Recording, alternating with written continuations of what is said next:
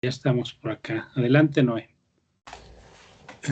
Pues vamos a revisar el canto 18, creo que se conoce como el escudo de Aquiles, pero no olvidemos que el escudo de Aquiles da para mucho dentro de la literatura y también dentro de la literatura en cuanto a poesía, al mismo tiempo que se habla de una suerte de éfrasis o lo que los poetas denominan una suerte de pintura viviente, porque eso es lo que representaría el escudo de Aquiles. Da el nombre a ese canto 18, sin embargo, eso no es más que la segunda parte, que no puede estar resumido de ninguna manera el canto 18. Obviamente es la figura más emblemática porque se nos presentan a dos ciudades, una en guerra y otra en La Paz, pero se contrastan los dos tipos de vida y que en todo caso muchos investigadores llegan a decir que la vida pues es aquella a la que está renunciando Aquiles. No puede ser ni una vida guerrera, una sociedad guerrera, pero tampoco una vida pacífica. El escudo de Aquiles se ha presentado a múltiples interpretaciones. Una de las últimas que conozco es la de Clement Rosset en uno de sus últimos libros, llamado El lugar del paraíso, que fue el que publicó antes de su muerte en 2018, me parece. Y en ese pequeño librito señala tres conferencias, o al menos tres reflexiones, que la filosofía contemporánea le debe a la filosofía griega. Entonces, en ese pequeño librito de Clement Rosset, El lugar del paraíso, a mi entender, es el último trabajo o la última mirada de este filósofo francés a el pensamiento filosófico griego. Bueno, voy a desarrollar un poco esto simplemente para señalar por dónde va o por dónde se han trazado los caminos del escudo de Aquiles y la vigencia que tiene para el planteamiento de la filosofía contemporánea como una suerte de recurrencia constante. Pero para eso también es preciso señalar quién es Clement Rosset, por ejemplo, y qué papel desempeña dentro de la filosofía contemporánea y por qué su recurrencia constante a una filosofía trágica, cuál es su término, lo que representaría el Gay Saber en Nietzsche, por ejemplo, y revisar otras influencias simplemente como pequeños añadidos para tratar este canto 18, porque dentro de la pequeña reflexión que él denomina el escudo de Aquiles, nos recuerda un término en griego que sería, ahora se me olvida, a ver si lo recuerdo más adelante, eh, como una suerte de epíteto explicativo a lo que siente Aquiles con la ira. Una traducción española sería como una suerte de sentimiento meloso, que la ira provoca una suerte de dulzura, por contra de lo que podríamos imaginar, porque consiste en una inflamación del pecho y por lo tanto una inflamación del ánimo. Pero digo eso lo vemos un tanto más adelante. Quiero detenerme un poco en el sentido de eh, lo que representa Clement Rosset para la filosofía contemporánea y por qué recurre constantemente a la filosofía antigua.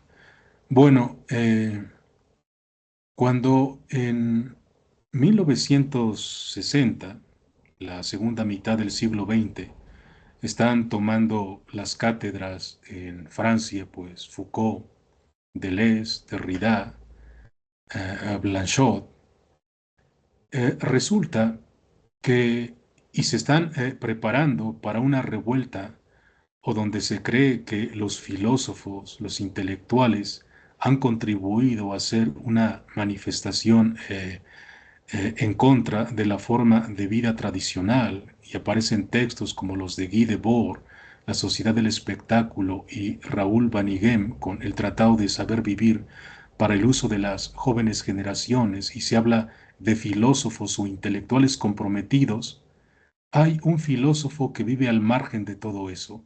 Es un filósofo que no es político o que no hace política a la manera tradicional, no habla de inconformidades y sin embargo escribe por las mismas fechas un texto deslumbrante que más tarde Deleuze lo catalogará de esa manera en una de las cartas que recientemente se publicaron y donde dice que uno de los grandes libros que se publican por esos años es justamente el texto de Clement Rosset que se titula La filosofía trágica.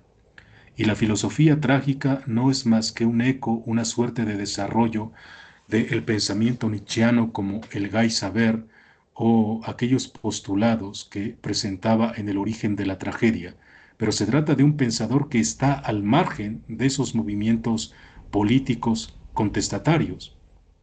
Y lo que tiene de interesante es ese libro, es justamente esta suerte de encontrar una suerte de alegría, de fuerza mayor, y que otros llamarán una suerte de descontento que se presenta en Chorán también. Y en ese libro se exalta la tragedia, esta suerte de referencia que encontramos esbozado en Nietzsche, pero que también es una afirmación a una obra de teatro y que ustedes recordarán bastante bien, y que señala que lo peor que le puede pasar a un hombre es haber nacido y que lo mejor que le puede pasar después de nacer sería morir pronto. Bueno, esa visión trágica de la vida va a tener ecos en el pensamiento schopenhaueriano, en el pensamiento nietzscheano, pero tiene que ver con el descubrimiento de que la vida humana es bastante frágil, pero que por otra parte no queda más que afirmarla. En vez de renunciar a la vida, como sería el caso de Schopenhauer, hasta cierto punto, el hecho de ya no querer reproducirse o de ya no querer prolongar la especie, o por lo menos abstenerse de continuar con esto, resulta que Clement Rosset va a hablar de una suerte de alegría, de festejar eso. Entonces, esto simplemente para poner en contexto que uno de los últimos trabajos, o el último trabajo publicado en vida, quiero decir, es este texto de Clement Rosset, El lugar del paraíso, y que es el último recuerdo de los griegos, su último homenaje a los griegos. Este texto se divide en tres capitulitos, si no mal recuerdo, de una lectura que hice hace algunos años. Entonces, hace una referencia a los sofistas, hace un rescate a Aristófanes, por ejemplo, de una manera que hoy se tornaría un tanto ridícula, porque lo que rescata de Aristófanes es justamente esa crítica que ha hecho a la figura sofística de Sócrates.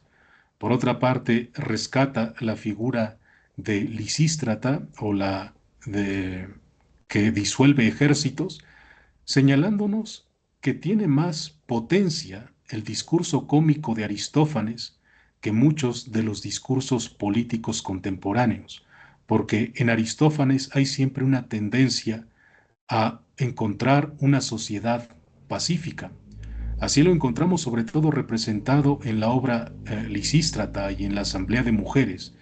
Recordemos que lo que encontramos desarrollado en Lisístrata es una suerte de abstención o de huelga sexual, diríamos. Esto también ya lo manejó Bernardo Subirón en la conferencia que dio durante el coloquio eh, eh, Filosofía y Teatro, en donde se establece una huelga de sexo por parte de las mujeres bajo el argumento de que ellas no van a tener ningún encuentro sexual si es que los hombres antes no deciden hacer las paces. Entonces, lo que para muchos representaría una suerte de juego ridículo de Aristófanes, en el fondo, desde la interpretación de Rosset, es que lo que está intentando Aristófanes es hacer que la vida política de los griegos sea más pacífica y que de alguna manera desaparezcan las guerras. Una sociedad en donde no hay polémica, en donde no hay una suerte de mostración de fuerza y de reto, donde no hay una sociedad agonística, sino una sociedad pacífica. Bueno, eso en cuanto a una primera parte. La otra tiene que ver, o la final, con la manifestación de la música y la figura de Orfeo sobre todo, lo que puede representar la música. Y obviamente el tema de la música es de los más difíciles de plantear porque no podemos encontrar mucha información al respecto. ¿Acaso algunos escritos de Agustín, algunos escritos de Nietzsche? No olvidemos que El nacimiento de la tragedia tiene un subtítulo olvidado que es En el espíritu de la música. El nacimiento de la tragedia en el espíritu de la música. Y otro desarrollado como una de las artes supremas, de hecho la arte suprema en el mundo como voluntad y representación de Schopenhauer. Pero fuera de eso, reflexiones filosóficas son muy pocas.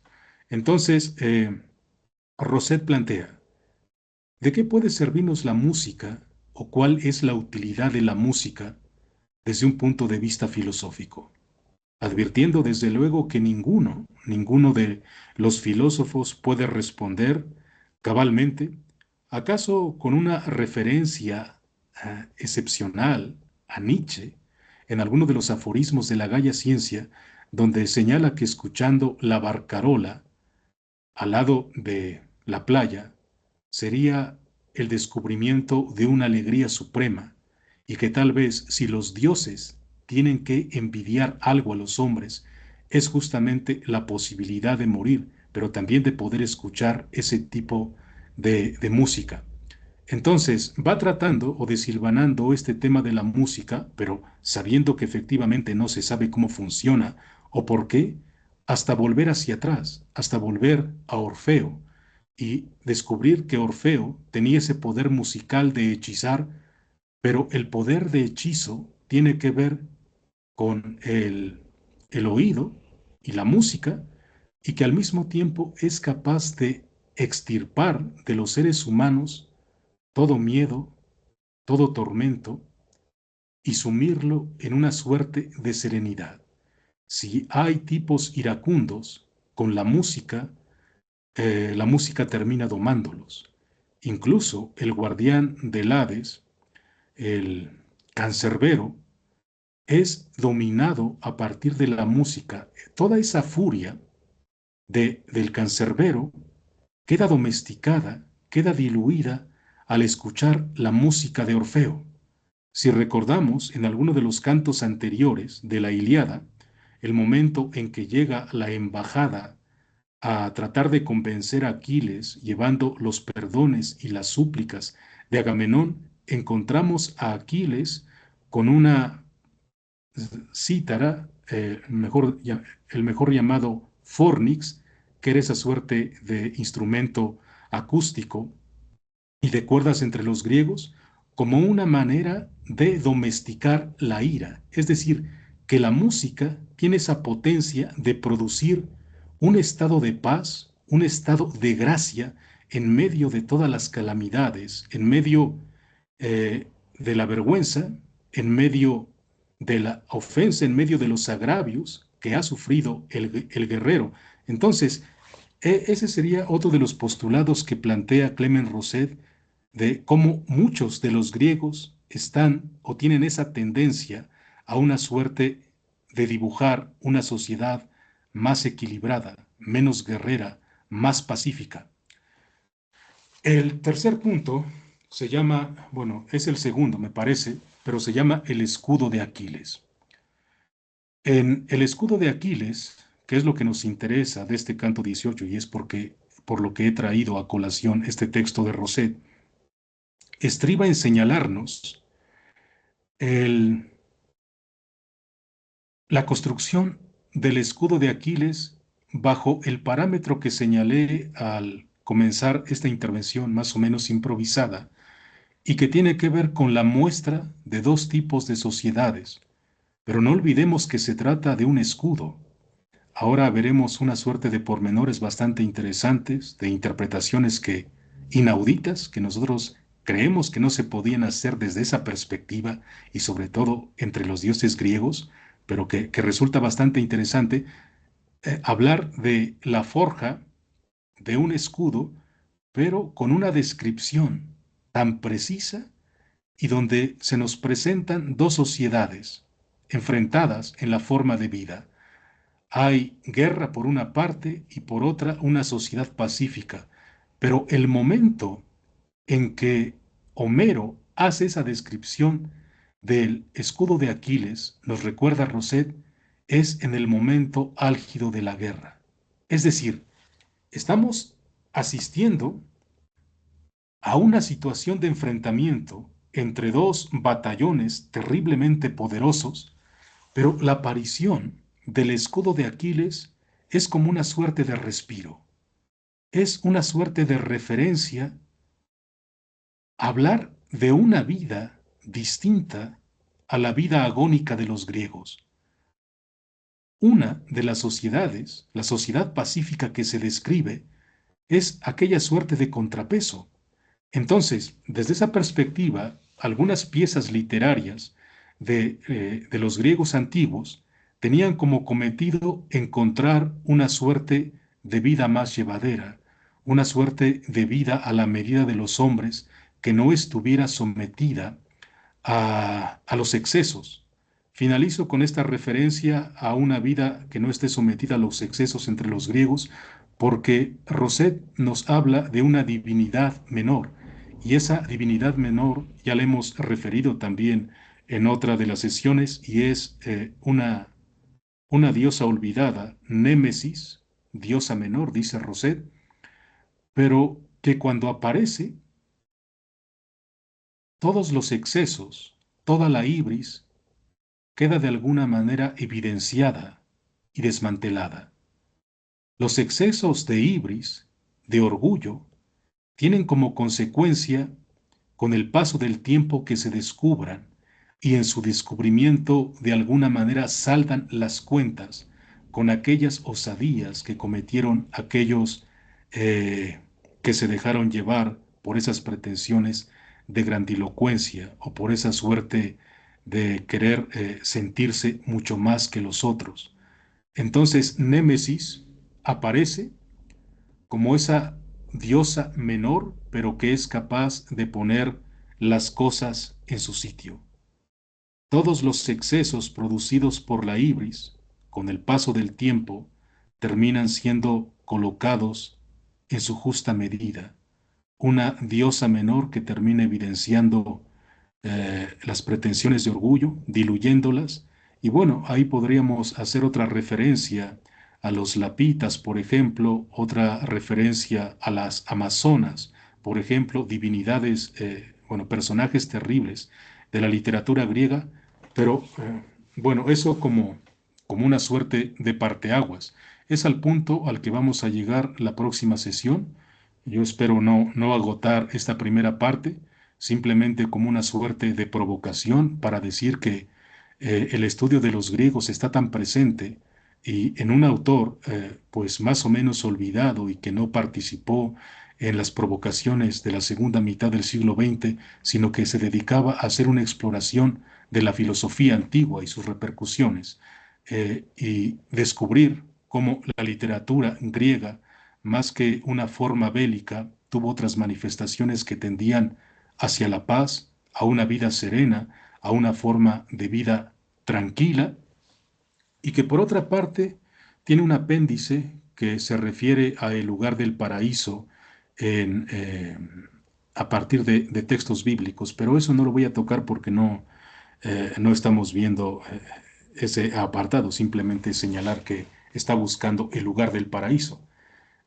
Resumiendo, el lugar del paraíso no está en una suerte de trasmundo. El lugar del paraíso era la tierra misma.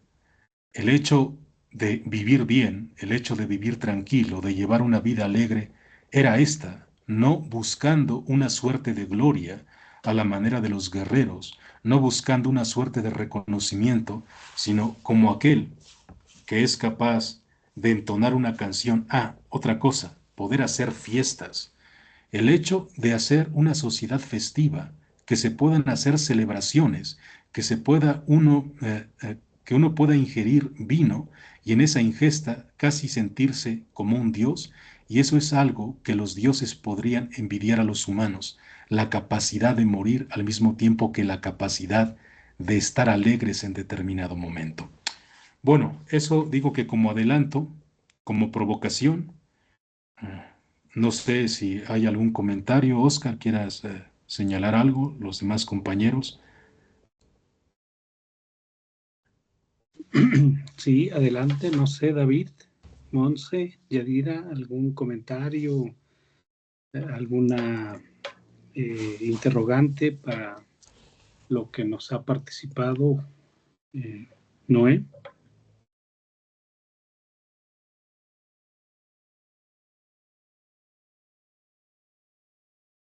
Sí, bueno, si puedo comentar algo rápidamente, Adelante, David, adelante. me pareció pues muy lúcida ahorita la exposición o presentación que acabo de hacer el doctor Noé, porque pues ciertamente habló de un punto importante que se está manejando en la Ilíada, que es esta manera en que se está viendo la vida y se nos muestra a través de este arte que es pues la poesía, ¿no? En el que mm, en esta presentación del escudo de Aquiles ya nos está mostrando un punto de fuerza o de sublevación que se está haciendo en todo el combate, sino es esta postración de lo que realmente hay en una esencia de algo, ¿no? Como lo que expuso de que se está haciendo una vislumbración a cómo es realmente esta sociedad griega, no solamente en que son guerreros, ¿no? Es una historia de guerra, sino que es más allá que eso, es una historia que muestra detalles incluso intelectuales y hasta filosóficos de su contexto, su pensamiento de estos griegos. Y pues esto lleva a pensar cómo era su modo de vida que realmente pues da para muchos apéndices, ¿no? Bueno, en este aspecto, ya que últimamente lo que he estado leyendo acerca de la Ilíada llegué al punto a pensar en el que solamente se estaba detallando una guerra, pero no es así, sino que hay más apéndices o más puntos en los que explorar y que se está, pues quizá en algún momento pasen de largo, pero ciertamente que aquí estamos rescatando cada uno de ellos. Y pues es lo que quería aportar al respecto. Gracias.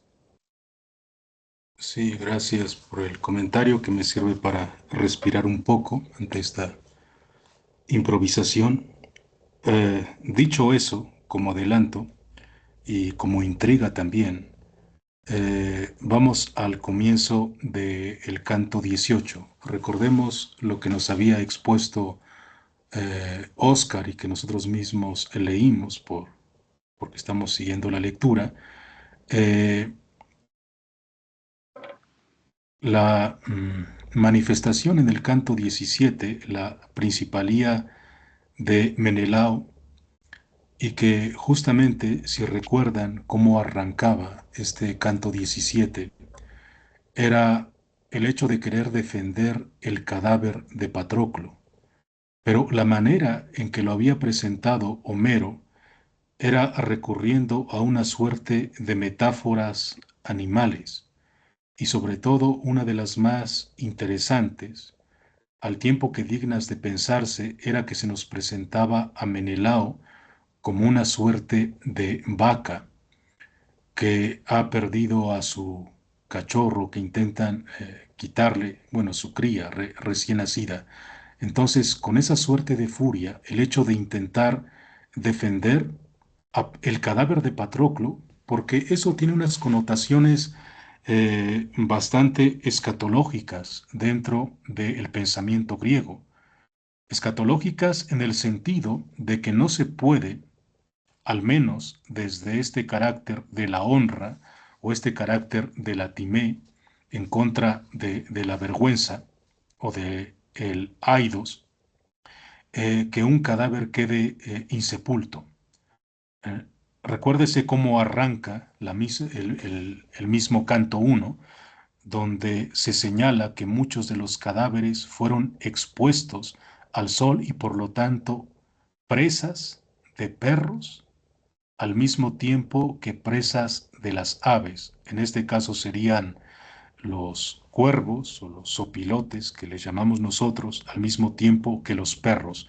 Muchos de esos cadáveres fueron expuestos a no tener las honras fúnebres. Y esto, pues digo que tiene una connotación muy interesante porque representa el hecho de pertenecer a una sociedad y que no quede olvidado. Entonces, el trabajo de Menelao de proteger el cadáver de Patroclo como una vaca que está protegiendo a su ternero, deja mucho en evidencia esa suerte de animalidad al mismo tiempo que de cariño, esa suerte, una imagen tierna, vamos, dentro de la guerra, una imagen de ternura dentro de la guerra, dentro de ese enfrentamiento con espadas, del enfrentamiento con lanzas, con mazos. Es una imagen deslumbrante de ternura. Entonces, también señalábamos, o recordaba Oscar en su intervención, cómo esta figura de Menelao se presentaba como una suerte de guerrero, pero guerrero racional, en contra del carácter amedrentado y deslumbrante, obviamente, de su hermano Agamenón, pero también como contraposición a la exaltación, a la espectacularidad del comportamiento de los demás guerreros. En Menelao hay una suerte de mesura porque lo que le interesa a Menelao es reconocer toda la ayuda proporcionada de parte de los demás guerreros y en ese sentido su actúa con cautela era digno de pensar y varias de las reflexiones que hizo Óscar a ese propósito pues deberíamos tenerlas presentes en el comienzo de este libro 18 porque no olvidemos que se presentan los dos bandos tratando de pelearse por conseguir el cadáver. Ya el propio Héctor lo ha despojado de las armas y eso obviamente también en la antigüedad es un plus o una suerte de alegato a favor del guerrero que ha sido capaz de quitarle las armas a otro, porque representa que lo ha matado, representa que se ha hecho con aquello que caracteriza propiamente al guerrero, al disfraz, a la fuerza, al poder. En ese sentido, cuando Héctor se ha vestido con las armas de Patroclo, no puede menos que dejar en ridículo el carácter mismo de Patroclo, al mismo tiempo que todos aquellos guerreros que venían acompañando a Agamenón. Es motivo de vergüenza. También al comienzo de este canto 18 se abren las dos facciones porque ambos intentan defender el cadáver, unos para llevárselo a las naves aqueas, y en otro momento para llevárselo a las murallas bueno, a los muros de Troya. Y la descripción que nos hace Homero eh, tiene que ver con una suerte de animales salvajes. Cuando nos dice que Héctor está henchido de orgullo y que quiere llevarse a, a Patroclo para clavar su cabeza en una pica, nos lo presenta como un león al que por más que intenten ahuyentarlo los perros, en este caso los griegos, el león está furioso, el león quiere llevárselo, así como cuando descuartizan, según la imagen que nos pone también Homero, a una res y hay una suerte de leones rodeándolo, por mucho que el pastor intente alejarlos, los leones vuelven con más fuerza, pues así está la imagen de Héctor con los troyanos. Mientras que del otro lado sigue esa imagen un tanto maternal de los aqueos, porque saben que de alguna manera se está prefigurando una suerte de regreso de Aquiles, pero es preciso que se hagan las honras fúnebres a Patroclo, porque de alguna manera eso significa que no se ha avergonzado del todo a la hueste de los aqueos, que no han dejado de lado el valor político que otorga el pertenecer a una sociedad, en este caso a una suerte de ejército. No se está dejando a un principal pudrirse de vergüenza al sol, atacado por los perros y devorado por los cuervos. Entonces, esto es algo que vamos a encontrar, es el libro 18 es un punto de quiebre, y un punto de quiebre porque de esa resistencia de Aquiles a meterse en la batalla con un pequeño juego en el movimiento de las muertes por parte del destino, ya prefigurado, no puede menos que volver, y sin embargo, se trata de un acontecimiento que no previó el propio Aquiles. Es decir, que Zeus lo ha complacido, pero al precio ciego de Aquiles de que muriera a el hombre que más quería. Recordemos que lo que había pedido Aquiles a Zeus por mediación de su madre en el libro primero, cuando le quitaron a Briseida, era que los aqueos fueran acorralados en sus naves, y sólo cuando Héctor se acercara a las naves, entonces Aquiles volvería al escenario. Tetis acude con esa súplica a Zeus. Zeus lo duda durante mucho tiempo, pero bueno, según la descripción que nos hace Homero, es una eternidad en el momento de darle una respuesta a la diosa Tetis. Al final decide eh, aceptar la súplica de Aquiles llevado por su madre. Lo que no sabía Aquiles era cuáles, cuáles eran las tácticas de Zeus para cumplirle ese deseo. Y ese deseo se cumple justamente en el momento en que muere el ser más querido para Aquiles, Patroclo. Entonces arrancamos con esto, vamos a la lectura, no sé si alguno de ustedes quiera ayudarme, cómo arranca este primer canto, también teniendo en cuenta que la presentación que se hará es el dolor de Aquiles y cómo aparece el llanto y cómo el dolor humano termina afectando, en este caso, a las Nereidas. Tan grande es el dolor, tan grande es el cumplimiento del destino, una suerte de destino ciego, porque efectivamente se está cumpliendo lo que pidió Aquiles, pero a un precio que él no calculaba. El premio de que el ejército aqueo se viera arrepentido tenía el agravante de perder al ser más querido para Aquiles.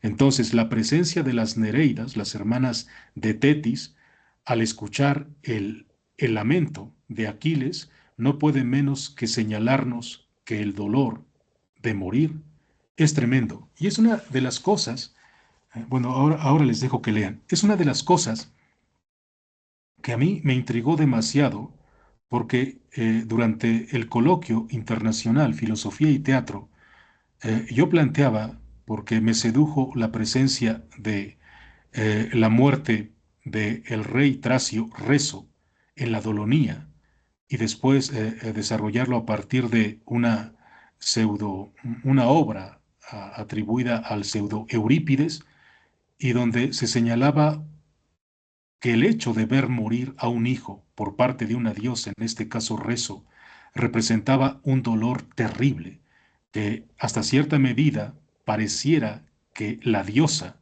la madre de Reso, estaría invitando a no procrear. Pero señalaba también al final que era a partir de una traducción más literal y donde no se podía determinar si esa era la invitación de la madre de Reso, pero también señalaba cómo el mismo Zeus se le muere a su hijo, ahora se me olvida el nombre y que aparece en alguno de los cantos también posteriores a la Dolonía, Y resulta que él intenta, Sarpedón, su hijo Sarpedón, intenta salvarlo, pero le dice Hera, o le increpa, que eso no se lo van a aprobar los demás dioses, y que aún así sea el hijo más querido de Zeus, Sarpedón, va a tener que morir. Es decir, que hasta los dioses no pueden menos que lamentar la muerte de los hijos.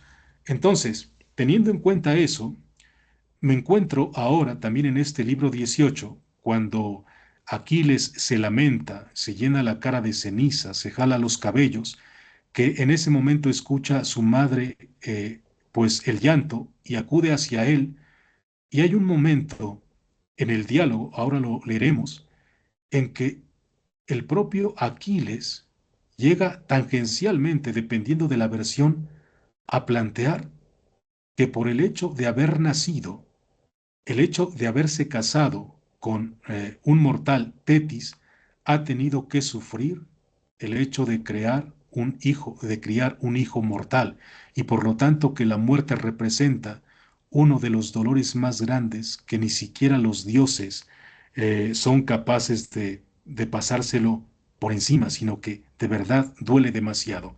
Entonces, esa figura o ese diálogo entre Tetis y Aquiles a mí me ha dejado prácticamente desconcertado, porque si acudimos a la versión de Gredos, que es la que estamos manejando mayormente aquí durante la lectura de la Ilíada, hay alusiones a el hecho de que sería preferible tal vez no tener hijos, pero bueno, eso lo vamos a dejar a discusión un tanto más adelante. Ahora sí, dicho eso, si alguien me ayuda con cómo Aquiles se entera de la muerte de Patroclo desde el primer verso hasta,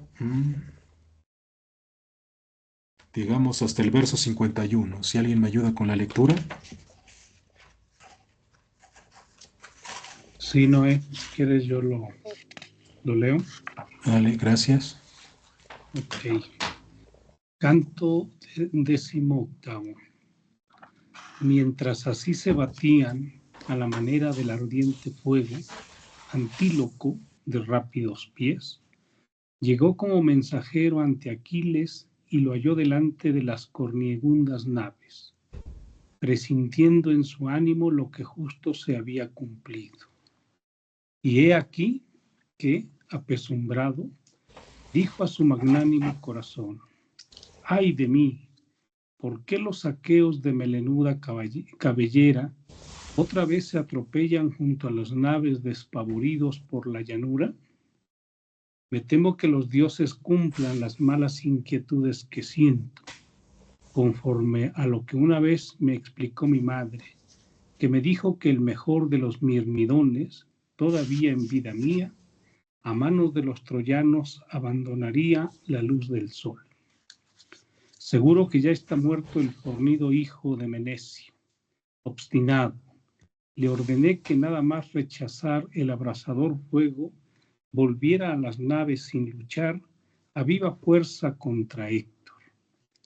Mientras revolvía estas dudas en la mente y en el ánimo, llegó cerca de él el hijo del admirable Néstor, derramando cálidas lágrimas, y le comunicó la dolorosa noticia.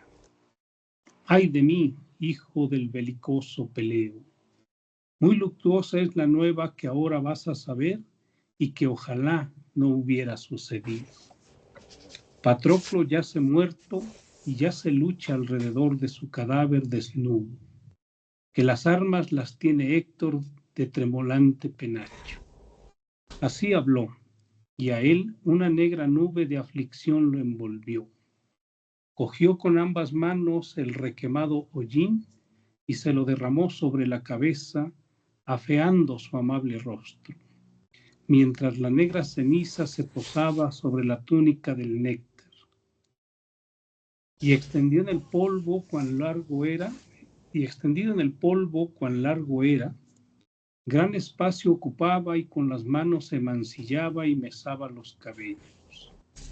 Las siervas que Aquiles y Patroclo se habían adjudicado en prenda proferían grandes alaridos afligidas en su corazón, y a la puerta corrieron en torno del belicoso Aquiles y todas, Con las manos, mientras se golpeaban el pecho, cayeron postradas de hinojos.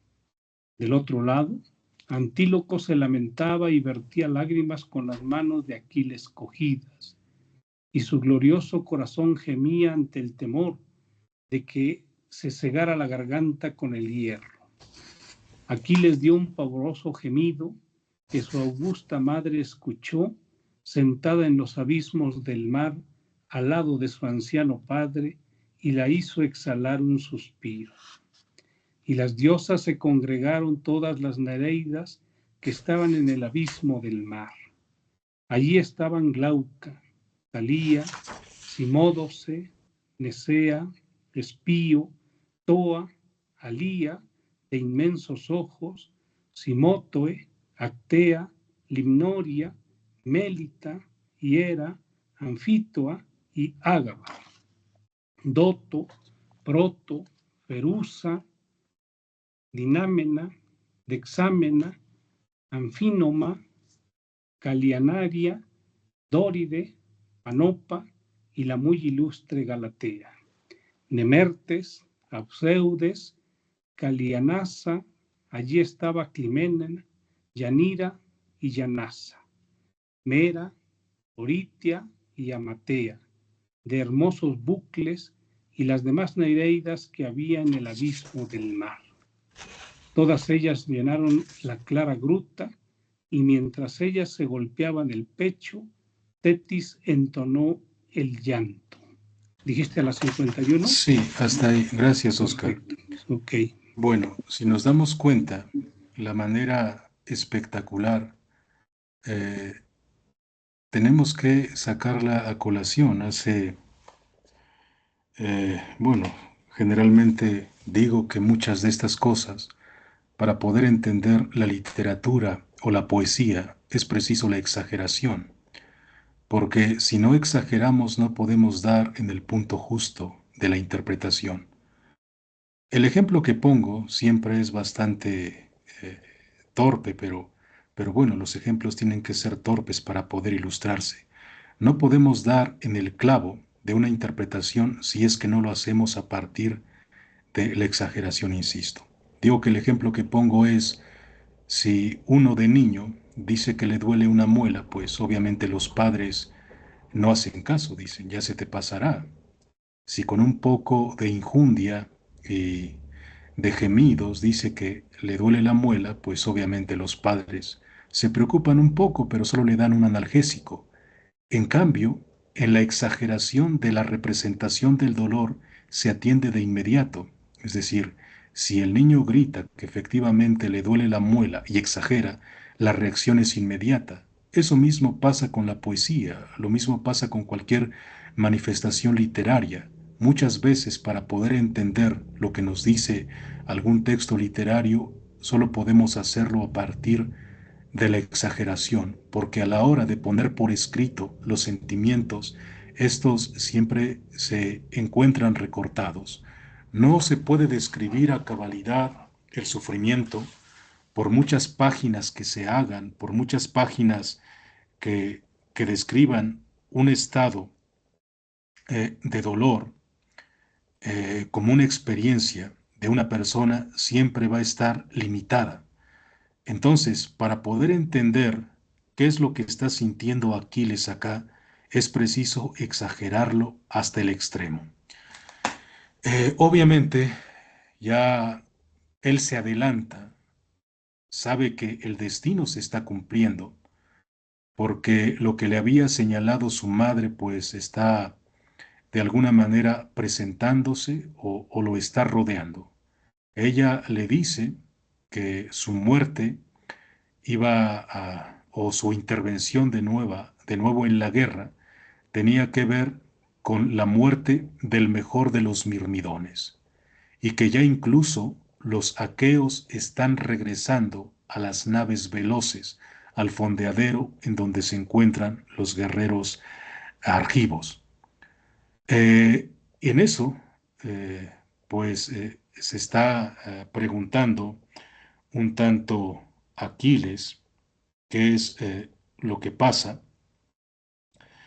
Eh, Y resulta que el hijo de Néstor, Antíloco, es aquel que le lleva la noticia, pero que de alguna manera, insisto, él ya lo sabe, porque ya los griegos están retrocediendo, sumamente horrorizados. En este canto, una de las palabras que también resuenan demasiado es lo horrible, el horror, el temible, referidos como epítetos, sobre todo para Aquiles, es decir, como nunca se ha calificado el comportamiento de Aquiles de horroroso, de terrible. El término que encontramos en el Teteto de Platón, por ejemplo, para referirlo a Parménides como venerable y terrible, viene justamente en este libro 18 para referir el comportamiento de Aquiles. Otro de los fragmentos que encontramos también en este libro 18 y que Sócrates o que Platón pone en boca de Sócrates, en el Fedón, lo encontramos en el libro 18, sobre todo para referir el comportamiento de Aquiles, de decir que por no intervenir en la batalla se parece a un peso inútil sobre la tierra porque no ha sido capaz hasta ese momento de defender el honor de Patroclo. Entonces, esta referencia de regreso a la batalla, pero a partir del dolor, del canto 18 está presente con guiños en toda la literatura antigua, justamente porque, como decía hace un momento, se trata del punto de quiebre, pero para poder entender el punto de quiebre es preciso exagerar muchas de las cosas. El destino se está cumpliendo, pero se está cumpliendo a partir de algo que uno no sabía.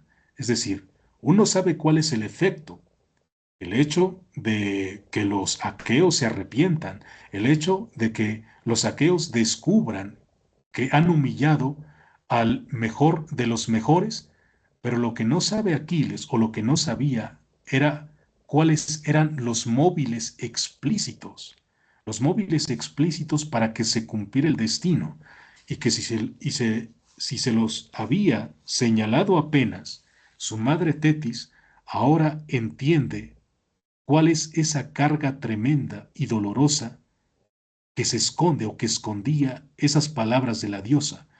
Uno en cuanto humano está cegado por la ira, lo cual le pasa a Aquiles, y parece que la aceptación de Zeus de cumplir el capricho, de vengarse de la afrenta, le ha cegado y no ha entendido a cabalidad que ese cumplimiento de petición va a estar mediado por el móvil de que muera el mejor de los mirmidones. Y el mejor de los mirmidones no es Aquiles. Aquiles no tiene comparación. Bueno, hay alguno que se le llega a comparar, que era el rey Tracio Reso, del que ha hablado hace un momento, y donde se dice, en la misma Dolonía, que era el único que podía enfrentarse a Aquiles de verdad y ganarle, y que no solo eso, que ese rey Tracio podría aniquilar a toda a la Hélade él mismo. Entonces, Aquiles no tiene comparación, pero el mejor de los mirmidones es Patroclo, y ahora resulta que los cabos los está atando Aquiles y descubre que esa sentencia de su madre de volver a la batalla estaba íntimamente ligado con la muerte del hijo de Menecio, que en este caso es Patroclo.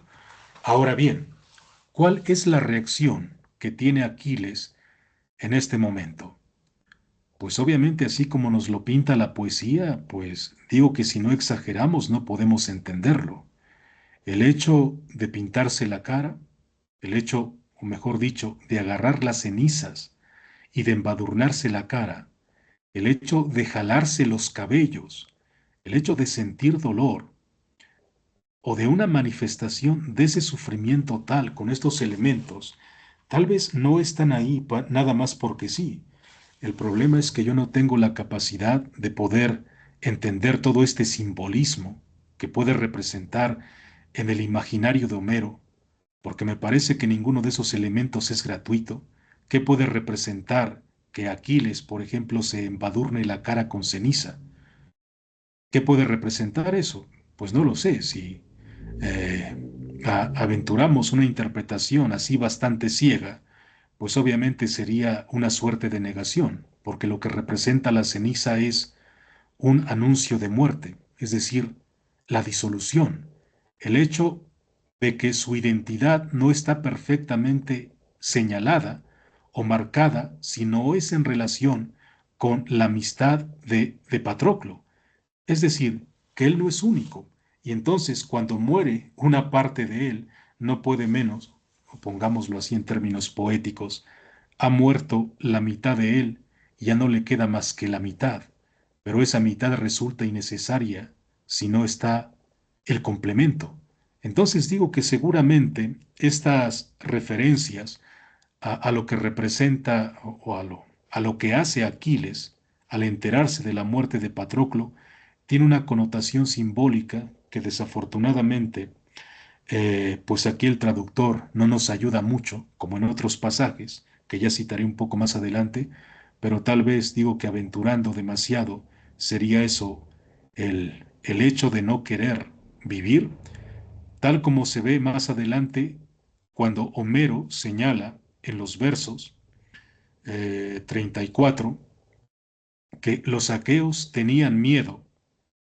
Dice, del otro lado, Antíloco se lamentaba y vertía lágrimas con las manos de Aquiles cogidas, y su glorioso corazón gemía ante el temor de que se cegara la garganta con el hierro. El hecho de que desaparezca, vamos, que desaparezca Patroclo y que se embadurne con ceniza la cara y que se jale de los cabellos, que se arañe y que por otra parte Antíloco, aquel que le ha dado la noticia, no pueda menos que prever o estar alerta de que el dolor es tan grande para Aquiles que él mismo quiera acabar con su vida. Obviamente eso no va a suceder, pero lo que hace a continuación es una suerte de gemido. Y la representación del gemido de manera exagerada en la literatura tiene que ver sobre todo con el hecho de no poder racionalizar el dolor. No podemos racionalizar el dolor y para eso están los ayes, para eso están estas interjecciones, los aullidos, porque justamente aquello que se tendría que decir sobrepasa a una estructura perfectamente lograda en la composición literaria. El dolor en ese sentido es insignificante, insignificantemente descrito. Esto tenemos que ponerlo en referencia si encontramos unos ejemplos en Vidas y opiniones de los filósofos ilustres, que son dos referencias rápidas, atribuidos distintamente, ya sea a Solón o ya sea a Jenofonte. Eh, eh, Mueren sus hijos en la guerra. Bueno, muere un hijo primero y se entera Jenofonte o Solón y no lloran, simplemente se queda de piedra como si no sintiera. Se le muere otro hijo y tampoco llora, con una resistencia de piedra. Se le muere un esclavo y entonces llora y le pregunta uno de los que cercanos y responde, ya sea Solón o Jenofonte, le preguntan, ¿y por qué con tus hijos no lloraste? ¿Y por qué con tu esclavo sí lloras? Y su respuesta es la que nos deja de piedra. Nos dice, pues es que el dolor de un esclavo puede sentirse, pero lo que siento con la muerte de mis dos hijos es algo que no cabe y que el llanto es incapaz de mostrar el dolor que siento con su pérdida. Bueno, pues lo mismo estaría pasando acá, insisto, que la literatura es incapaz de mostrarnos qué es aquello que de verdad siente eh, Aquiles al perder a su amigo, pero en todo caso para eso están las interjecciones, están los ayes, están estos gemidos, y no podemos entender el dolor, lo horrible, porque más adelante Más adelante, si recuerdan en la lectura que han hecho, hay otra referencia cuando Aquiles se acerca a las huestes troyanas, puesto que la madre le ha rogado que no intervenga todavía si antes no le ha llevado el escudo, y entonces Atenea le dice que se acerque nada más para que lo vean, así, desnudo, y que lance unos gemidos, y entonces Atenea lleva esos gemidos al oído de los troyanos, y los troyanos, nada más de escuchar esos alaridos tremendos, no pueden menos que huir despavoridos. Tan grande era el terror que provocaba ese gemido de Aquiles, y por lo tanto, insisto, tal vez esta descripción resulte insuficiente para entender los sentimientos encontrados de Aquiles. Tal vez, como contrapeso a ese tipo de insuficiencia, es porque Homero, en renglones seguidos, nos menciona a todas estas Nereidas, a todas estas diosas marinas. Tan grande era el sufrimiento que las diosas no son indiferentes ante ese lamento. Tan grande era el sufrimiento que incluso ellas acuden a ese gemido del héroe. Y bueno, creo que eso de alguna manera sirve para complementar que la descripción del dolor sea insuficiente, refiriendo todos estos nombres que también para nosotros están desprovistos de significado porque no tenemos el contexto, pero estoy seguro que cada uno de esos términos de alguna manera son nombres parlantes, es decir, que significan algo dentro del griego antiguo, pero como acá no tenemos notas que nos ayuden a entenderlo, no podemos menos que hacer una abstracción y decir que esas diosas representan a lo divino y que al mismo tiempo lo divino no es indiferente ante el dolor de la muerte de un ser querido. Bueno, eso es lo que puedo adelantar ante estos 50 primeros versos. Yo creo que tendrán ustedes muchos comentarios que hacer, algunos añadidos que nos ayuden a interpretar esto, algunas visiones tal vez distintas de lo que hemos planteado aquí. Entonces les escucho sus comentarios sobre estos 50 versos que ha hecho, que amablemente Oscar nos ha leído.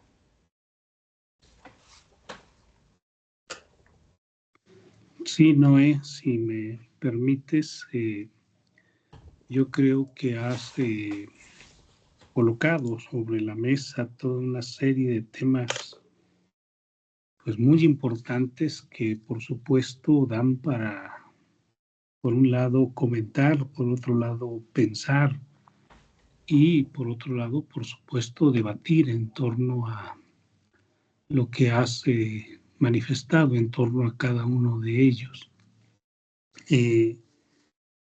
Quisiera centrarme un poco en el orden que tú los presentaste y el primero de ellos, sin duda alguna, fue el tema de la música. Me parece que el tema de la música, sobre todo a partir de Orfeo, que es el que mencionabas, ¿no?, nos permite toda una serie de interpretaciones que, por supuesto, amplían un poco el panorama que tenemos respecto a este tema tan fundamental.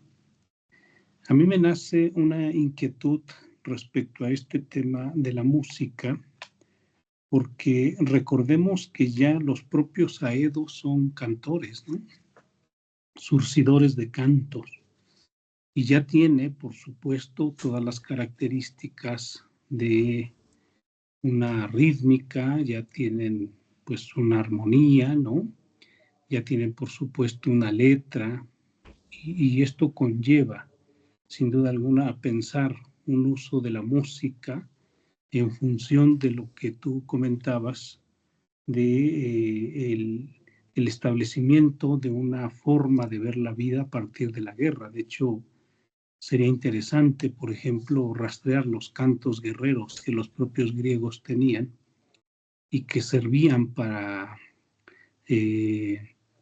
exaltar a los combatientes, ¿no?, y a partir de ahí, por supuesto, tener una actuación más decidida y más sobresaliente respecto a esto. Pero luego comentaste la posibilidad del tratamiento de la música a partir de la propia filosofía. Y entonces ahí tenemos, ¿no?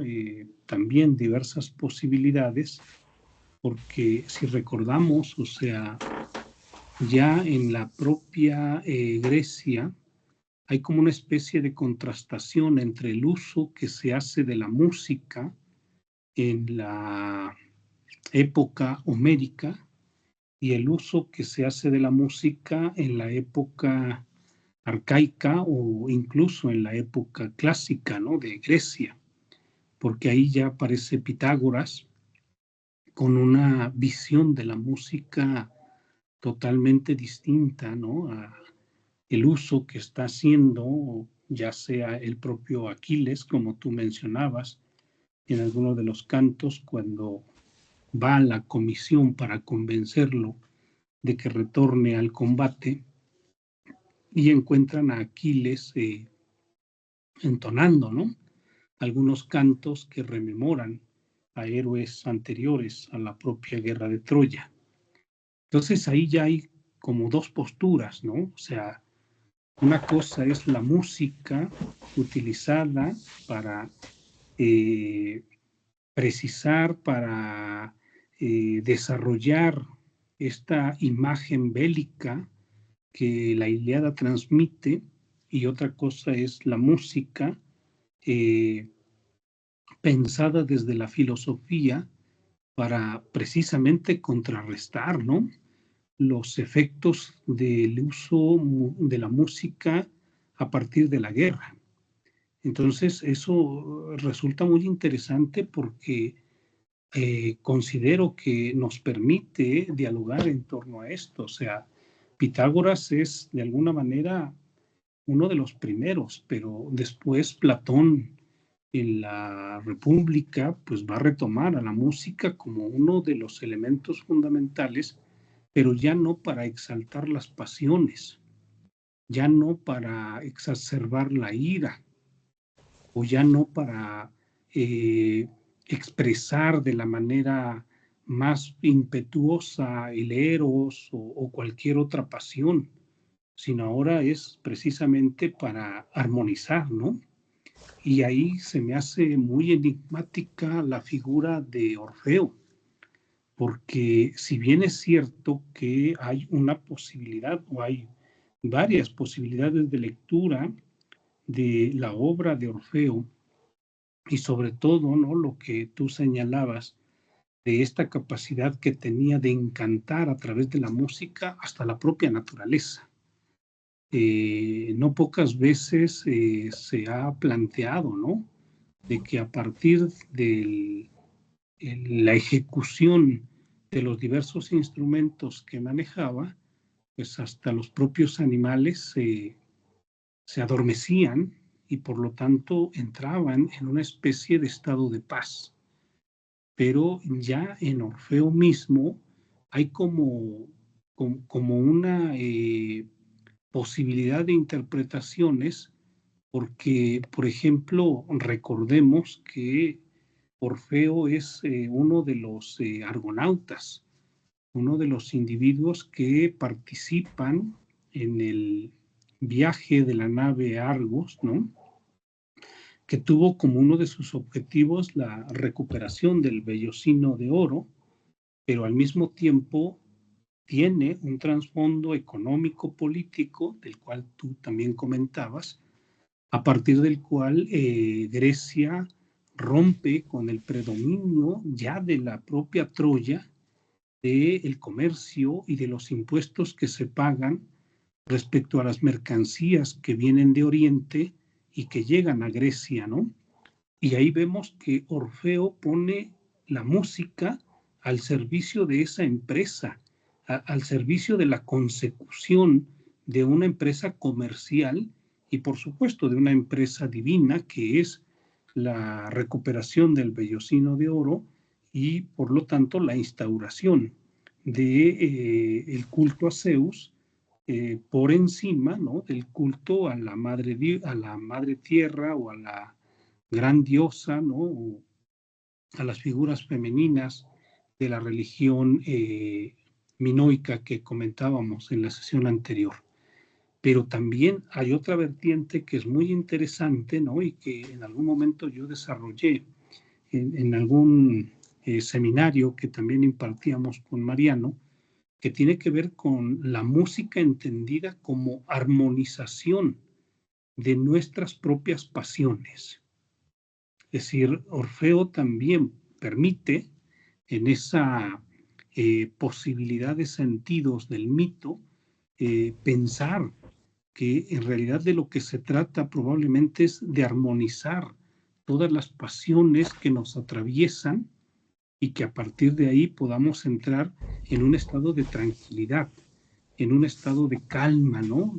Dentro de esas pasiones, pues me parece que tú tocabas las que son muy importantes, por ejemplo, respecto a las cuestiones políticas, a las cuestiones guerreras, ¿no? Cuando uno quiere conquistar el poder, cuando uno quiere conquistar la fama, cuando uno quiere conquistar, no sé, el dinero.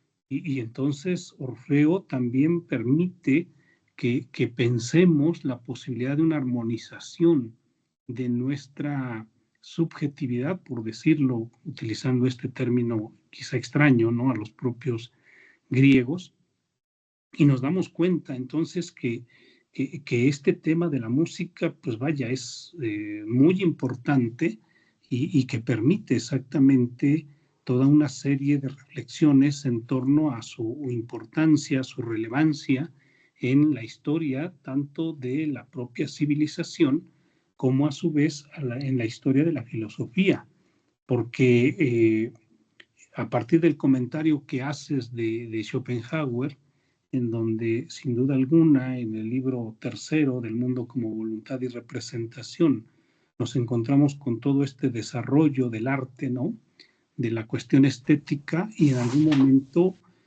señala precisamente Schopenhauer que el arte es una de las posibilidades que tenemos de sustraernos a los imperativos de la voluntad y los deseos, que por supuesto luego traen dolor, ¿no?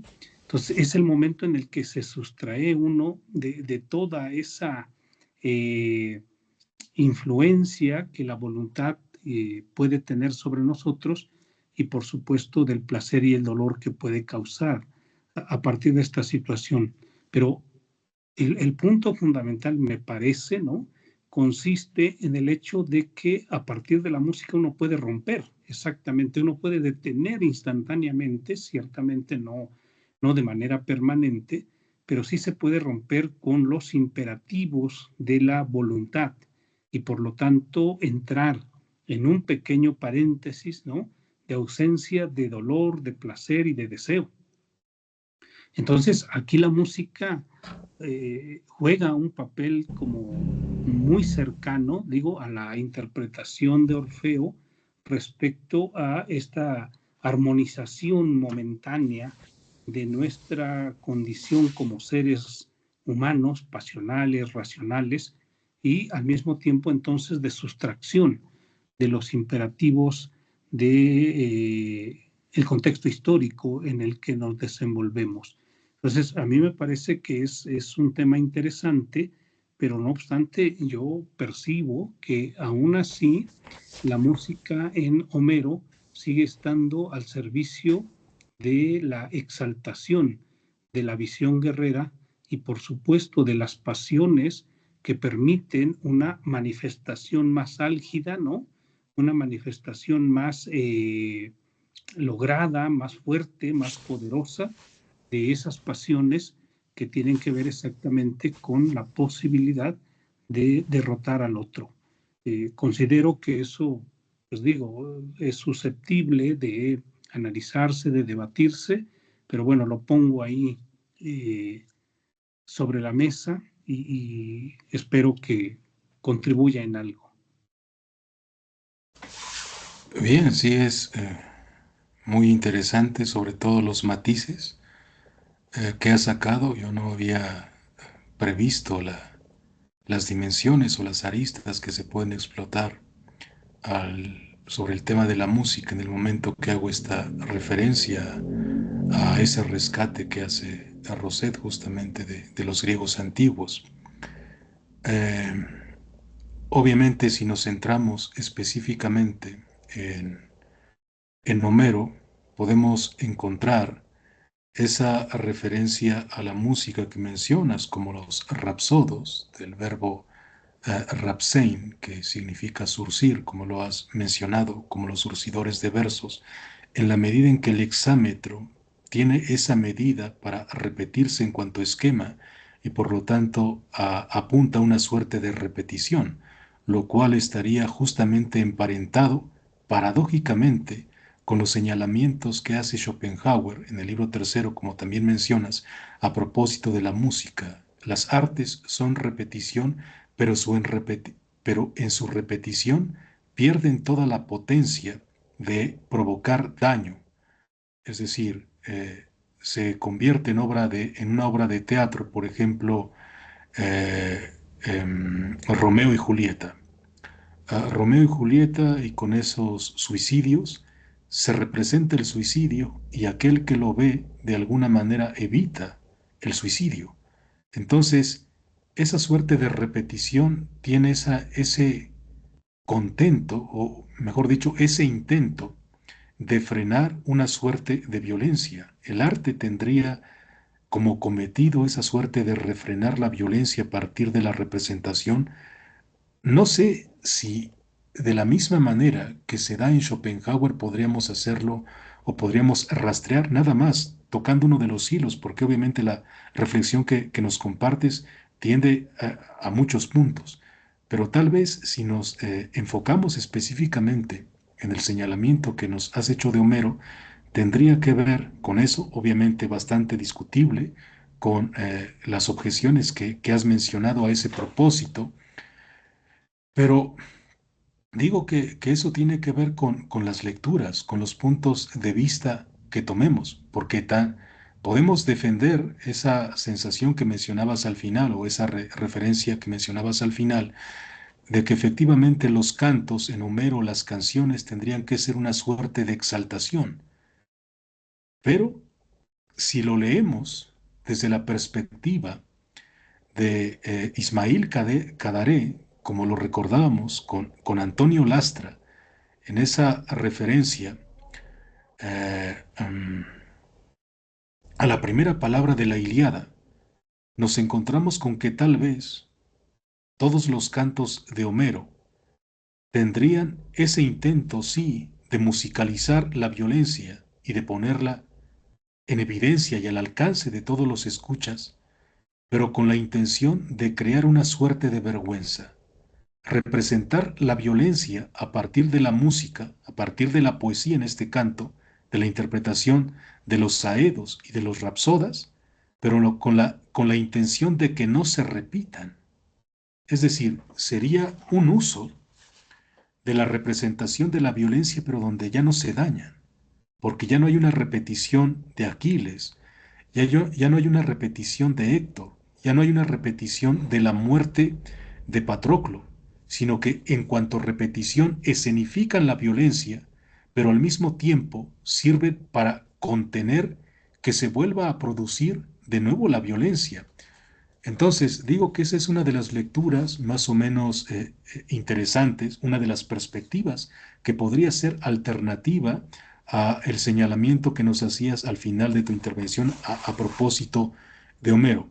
Y bueno, también recordar que a mí me dejó bastante, eh, eh, ¿cómo decir?, despierto, inspirado, esa afirmación de que la palabra menis estaba mal traducida en Homero, de tal suerte que una parte de mi reflexión sobre los trabajos de Homero que vamos a presentar el domingo, atendiendo al tiempo que habíamos programado, una de las partes de mi investigación fue rastrear el texto del que se vale al que refiere Lastra, que obviamente es Ismail Kadaré, pero rastrear a la fuente de Ismail Kadaré y ver de dónde viene esa supuesta referencia de que la palabra menis estaba mal traducida.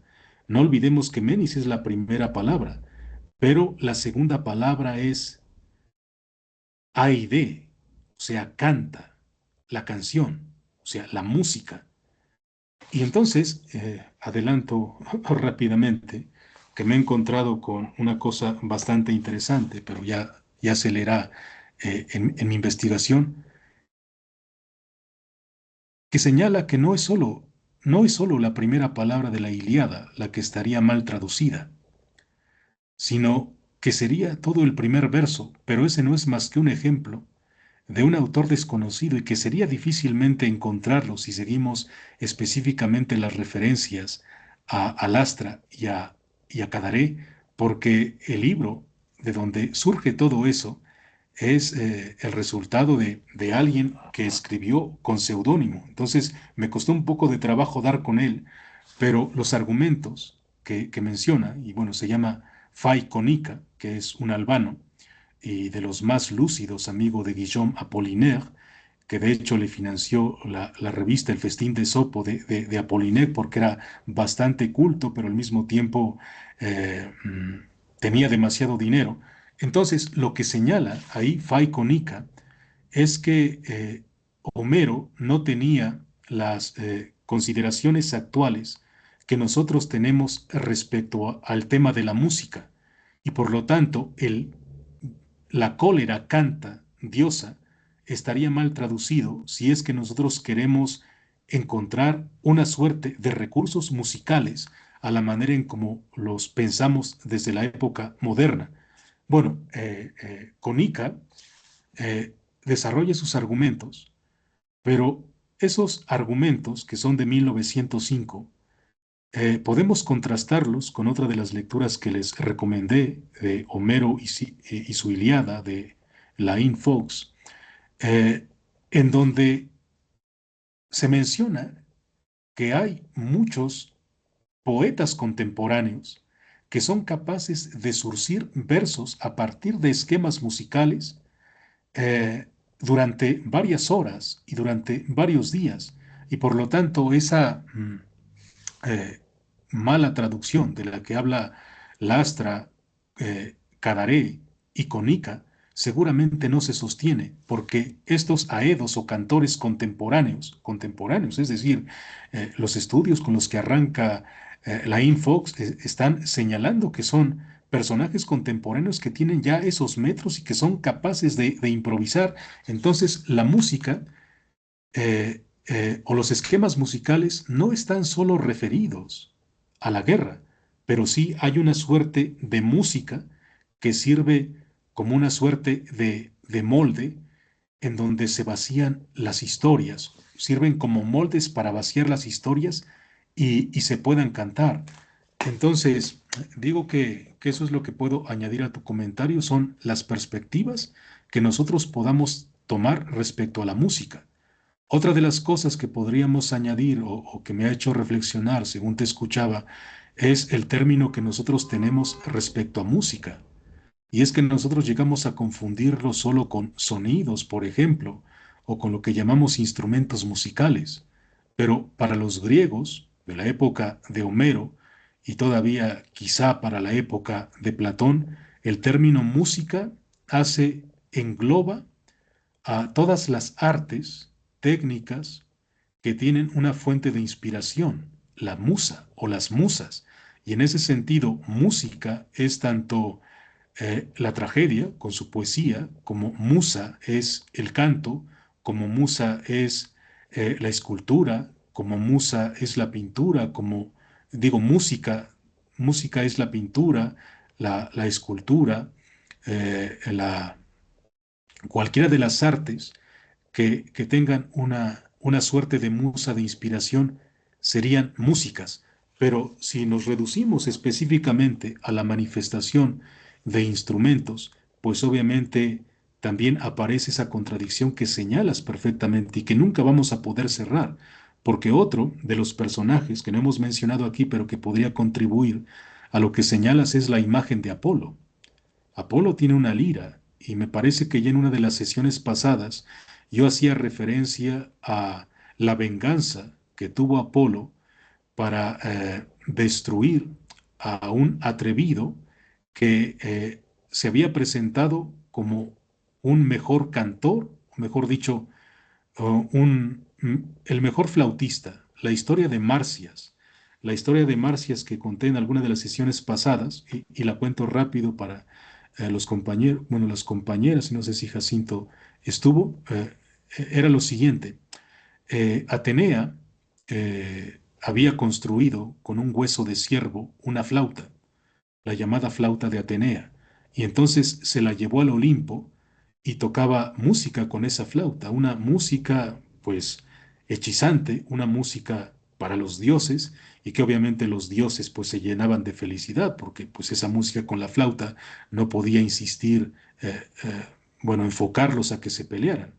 Aquí, entre paréntesis, recordar que la música adormece a las fieras es un dicho popular que se aplica para eso, pero también a los dioses y también a los humanos. Entonces, Atenea, con su flauta cerval, estaba tocando música para regocijo de los dioses, pero Hera y Afrodita empezaron a burlarse de ella, porque esta flauta de Atenea tenía la gracia de que Atenea al tocarla no podía menos que inflar los cachetes, por lo tanto se veía bastante ridícula, y las diosas la alentaban a que siguiera tocando con su flauta, pero no entendía por qué se reían.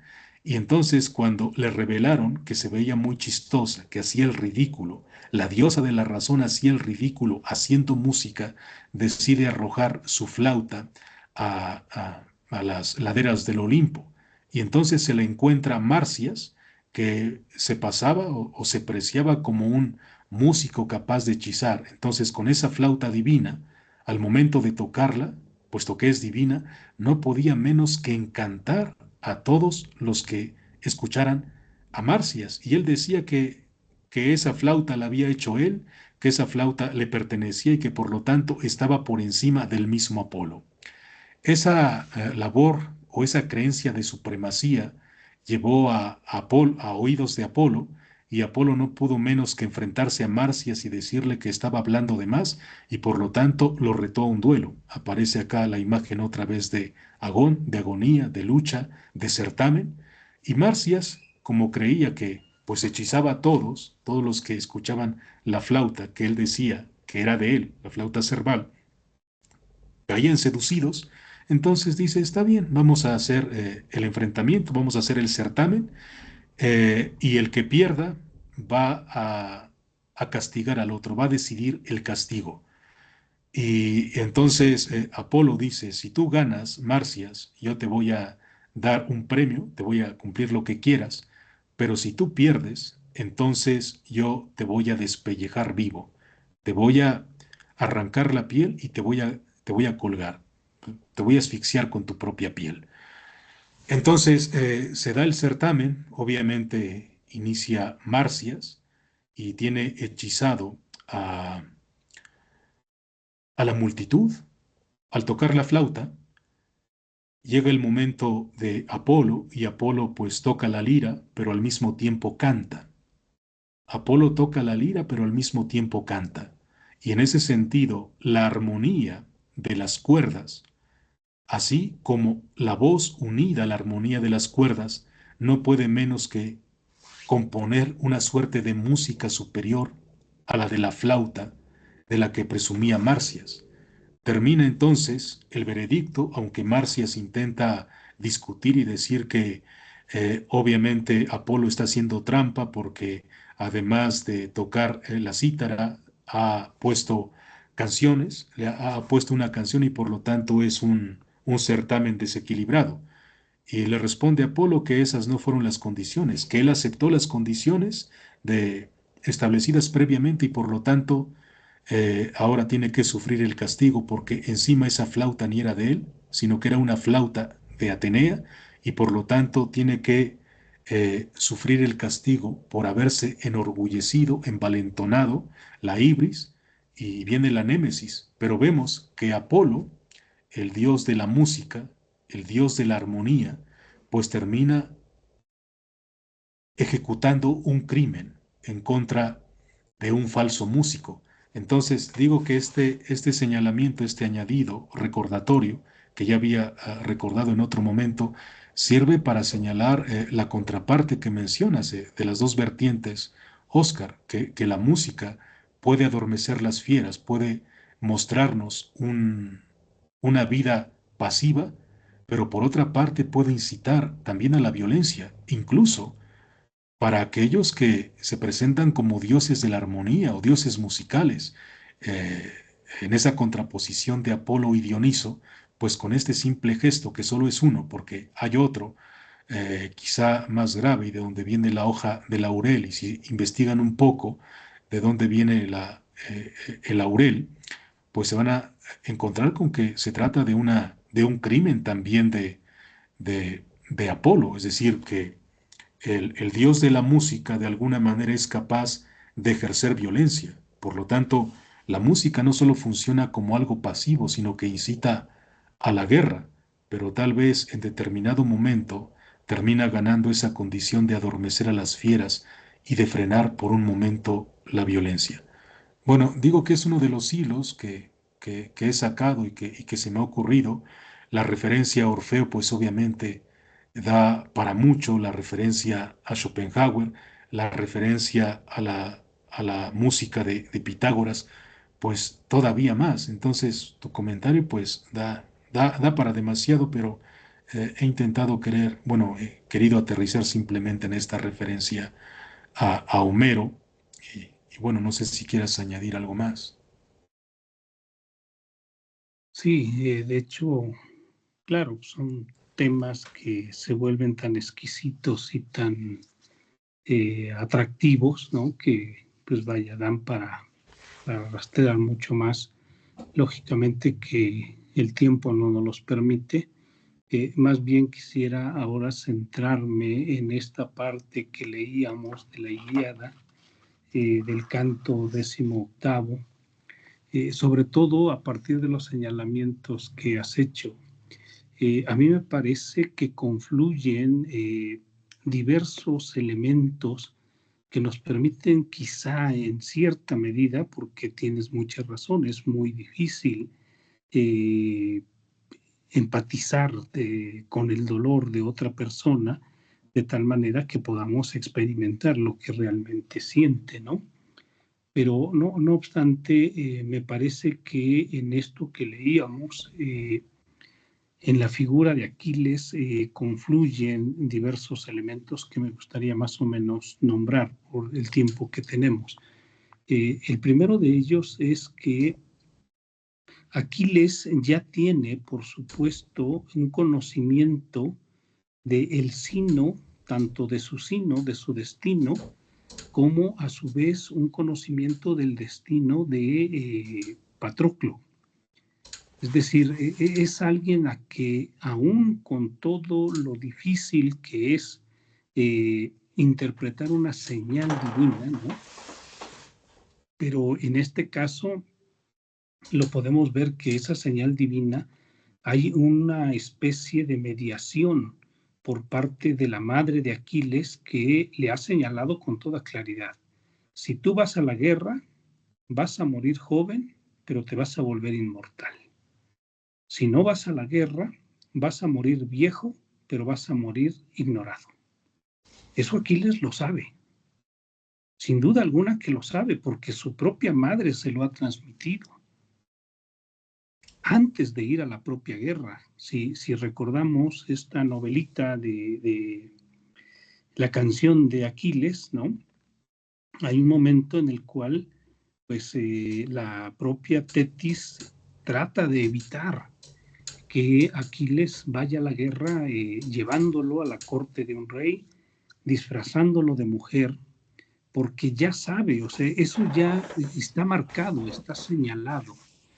Y entonces Aquiles, al tener conocimiento de eso, si bien no elige, porque no hay libertad, no hay subjetividad, pero en cuanto que cada uno de los acontecimientos que se van dando permite vislumbrar que el destino se está cumpliendo, pues vaya, no sé, algo difícil de obviar.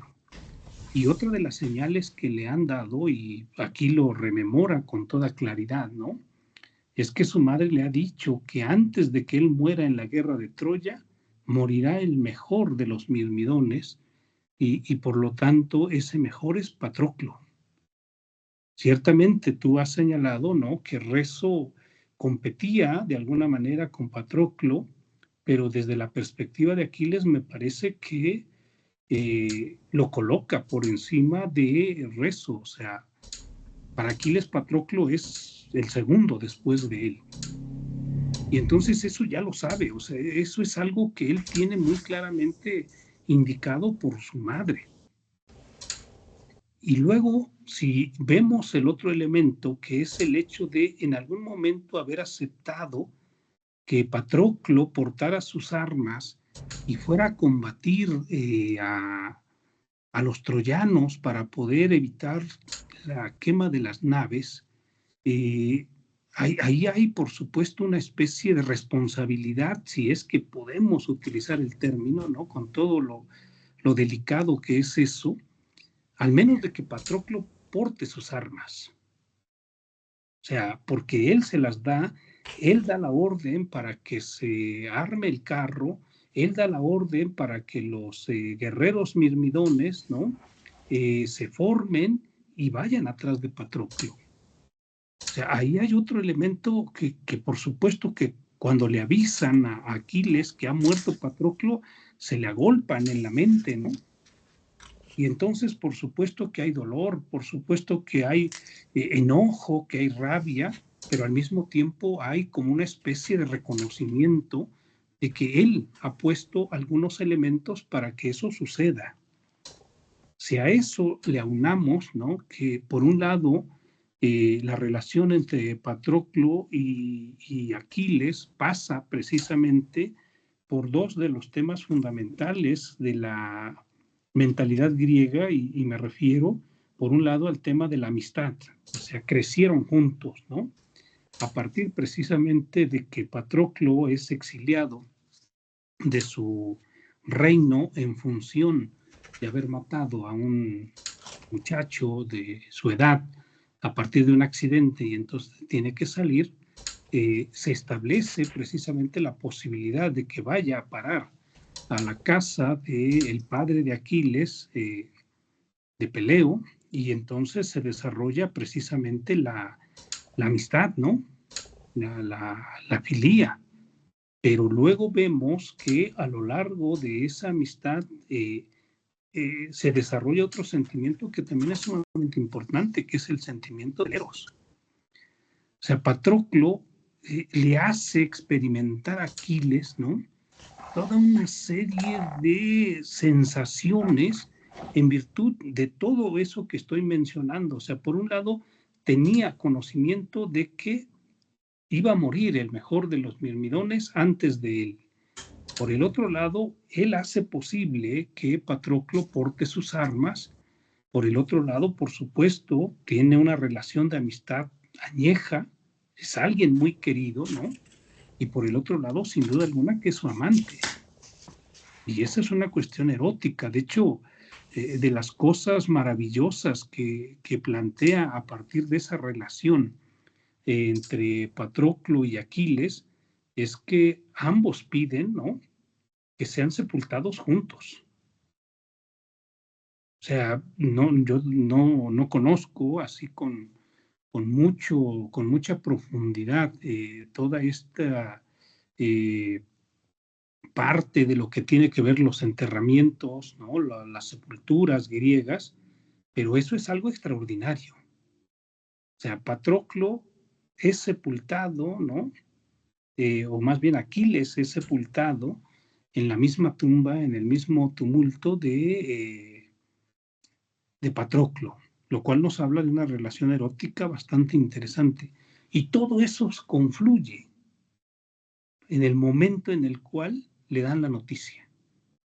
Patroclo ha muerto. Y ciertamente, como dices tú, me parece que es muy, muy limitada la descripción y sobre todo la traducción que se efectúa, porque realmente esos sentimientos son intraducibles. Enojo, cólera, ¿no? Arrepentimiento, autoconciencia respecto a qué tanto él fue partícipe de que al final se diera lo que se tenía que dar y al mismo tiempo, que eso es otra cosa extraordinaria, incapacidad, imposibilidad de cambiarlo. O sea, eso iba a suceder tal como sucedió porque es el sino, porque es el destino tanto de Patroclo como de Aquiles. Y considero que eso pues, nos permite de alguna manera, digo, todos en algún momento hemos perdido a un familiar, a un ser querido, y en función de la importancia que tiene para nosotros, pues es la dimensión del dolor, como bien señalabas, que me pareció muy lúcido en ese sentido, ¿no? De pronto nos dan la noticia de que murió alguien así medio lejano y sí, sí duele, pero no duele lo mismo que cuando es un ser sumamente apreciado, con el ejemplo que tú ponías de Solón o de Jenofonte, ¿no? Pero es decir, considero que tematizar estos diversos elementos que confluyen, estas pasiones, esta relación con el otro, de alguna manera nos puede auxiliar un poco a dimensionar todo lo que conlleva el enterarse de que ha muerto Patroclo. Es un poco lo que puedo aportar. Sí, obviamente digo que las contribuciones son bastante enriquecedoras de ambas partes y efectivamente has tocado ese punto que pues en nuestra época puede ser un asunto de tabú, el hecho de hablar acerca de la homosexualidad en la Grecia antigua. Hay algunos textos bastante interesantes a ese propósito, pero pues algunos no están traducidos. Y bueno, siempre se mira también desde nuestra corta mirada de la lejanía, porque en lugar de entender, nos dedicamos a juzgar mayoritariamente. En alguna de las conferencias o entrevistas que da Bernardo Subirón a ese propósito, señala que nosotros podríamos preguntarle a Aquiles si era homosexual y él no entendería la pregunta como la entendemos nosotros, porque ese asunto de erotismo está ligado lo uno con lo otro. De hecho, el término filé, todavía en el griego contemporáneo, tiene las mismas connotaciones que se dejan transmitir en una traducción española. Por ejemplo, cuando alguien dice, ámame o fílame, que sería la expresión en el griego contemporáneo, tiene esa ambivalencia de que refiera a un sentimiento de amistad, pero que al mismo tiempo está refiriendo a ese asunto erótico que ha pasado al español como una suerte eh, de eufemismo, el hecho de hacer el amor. Entre los griegos, el término se confunde. Puede representar tanto la amistad, esa cercanía, el hecho de haberse ganado al otro y de llegar a quererlo tanto, como el hecho mismo de el asunto erótico, tal como se representa, digo que en esa suerte de eufemismo en español, como hacer el amor. El término filia significa lo uno y lo otro, y por lo tanto, si se le pregunta a Aquiles si era homosexual, es que eso no lo puede entender, es que eso es algo que está implícito dentro de ello. Eh, Luego, la distinción va a empezar a hacerse ya de manera filosófica a partir del diálogo Fedro de Platón, pero ya en alguna de las charlas que hemos tenido, pues mencionábamos que ese libro pues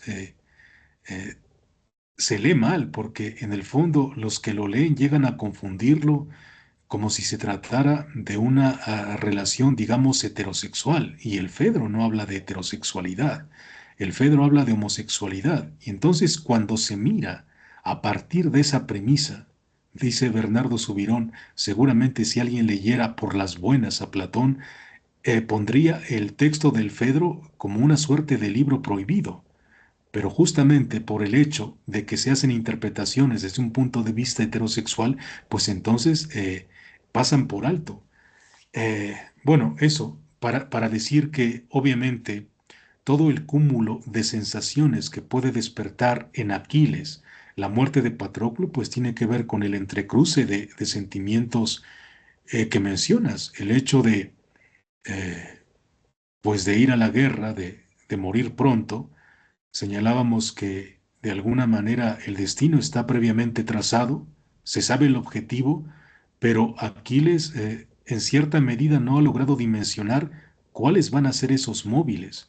Y el asunto que mencionas de responsabilidad, pues tiene que ver así de manera tangencial, porque no podemos hablar de ese término, pero en todo caso no puede menos que ser consciente de que es a partir de la petición de que los aqueos descubran que se han equivocado, como el mismo Zeus o los hilos, los trazos del destino, han tenido que llevar a la muerte de Patroclo. Y en esa sensación de pérdida, pues obviamente es la más grande. Eh, Digo que no alcanzamos a dimensionar por la eh, corta de miras que tenemos, porque pues el amor erótico o el erotismo entre los griegos y tal como podemos entreverlo simplemente leyendo con atención los pasajes de la Ilíada, pues se describe al principio, durante el llanto también, en un segundo momento, de Aquiles, cuando le han quitado a Briseida, que él dice que la amaba bien de verdad. Pero eso no entra en contradicción con el hecho de que duerma en la misma tienda que Patroclo. Y eso tampoco entra en contradicción con que haya muchas esclavas, ahora se me olvida los gentilicios, pero son de dos regiones que han conquistado a su paso para llegar a Troya, y resulta que todas esas esclavas pues comparten lecho con Patroclo y con Aquiles, y en ese sentido no entra en contradicción. Puede amar a Briseida lo mismo que puede amar a Patroclo, lo mismo que puede amar a el resto de esclavas, con una suerte de sentimientos encontrados, porque no podemos imaginar a Aquiles, no podemos imaginar a Patroclo como tipos animales en ese caso. Necesita un cierto sentimiento despertado con cada una de las personas para que se logren establecer esas relaciones íntimas. Y en ese sentido, el dolor que puede despertar la muerte de un ser querido, de un ser amado, con esas condiciones en donde se mezclan a la vez amistad y erotismo, me parece que es de las más tremendas. Y efectivamente, pues corroborar lo que mencionábamos, que tal vez la poesía no dé para tanto, que las palabras no dé para tanto, pero en todo caso quedan anunciadas, los atisbos están presentes ahí, y como complemento es el hecho de que han tenido que aparecer las nereidas, es decir, lo divino, lo que puede representar, y que acudan a entender un sentimiento humano, un sentimiento de pérdida, y bueno, pues sí, un escenario es lo que representa Aquiles en este momento, un escenario de emociones encontradas que ya la próxima sesión vamos a ver cómo se van desarrollando, y algunas cosas interesantes que he encontrado y que no, que seguramente no se las imaginan, pero no se los voy a adelantar. Bueno, se nos ha acabado el tiempo, Oscar. No sé si alguien quiera tomar la palabra o dejamos aquí. No sé, Montserrat, Paulette, Jacinto, ¿algún comentario? Para que valga la pena el viernes y digan que pues por lo menos hicimos algo una semana en asuntos de interpretación, ¿no? Claro, Monse, Polet. adelante. No, no, no, no, todo bien. Bueno, pues yo sí tendría algo que comentar, sería esta parte que mencionó en el inicio el doctor Epifanio, eh, la parte como de la trama o como de eh, demostrar lo que sufría aquí, ¿no? Y lo noté también un poquito en las traducciones del libro. Ustedes leían uno que demostraba más las emociones que pues que sentía Aquiles. Yo también tengo el Gredos, pero tengo otra traducción y es como un poco más simple. Entonces siento que esa parte de poética que tiene el libro sí nos permite como apreciar más esos sentimientos. Creo que ese sería el comentario. Vale, Yadira o David, ¿algo más?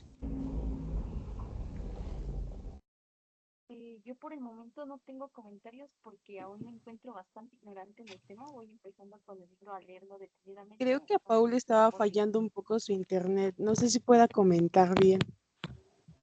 Sí, algo se escuchó que por el momento no tiene comentarios. Perfecto, bueno, pues agradecerles su tiempo, agradecer su participación y comentarles que de acuerdo a la encuesta que realizó Josué en el grupo de WhatsApp, me parece que hay como preferencia para que tengamos las sesiones los días martes por la tarde de 6 a 8. Déjenme ver si tengo acá los datos a la mano. Sí, parece ser que hay 7 votos a favor de que sea el día martes, como veníamos trabajando, solo que ahora en el horario de 6 a 8, y el día miércoles tuvo un voto y el día jueves tuvo 2. No sé si te complica en algo, Noé o David o No, para Paulet. mí está bien, pero sí, está bien el martes. Perfecto. Monse, ¿estamos de acuerdo? Yadira, David. No he visto quién votó por. Sí, no hay problema. Perfecto. Paulet.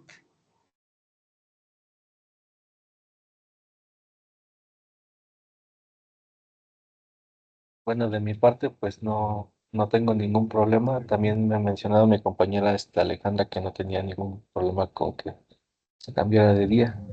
Ok. Pues entonces quedaríamos para reunirnos el próximo martes, Noé. Sí, está bien, a las Monse, 6. Yadira y Jacinto, ¿vale? A las 6, de 6 a 8, igual el horario sería el mismo. ¿Sale? Perfecto, Ok. vale, que tengan muy buena noche, cuídense mucho, nos vemos el próximo día martes. Buena noche. Sale, nos Gracias. vemos. Hasta luego, buenas noches.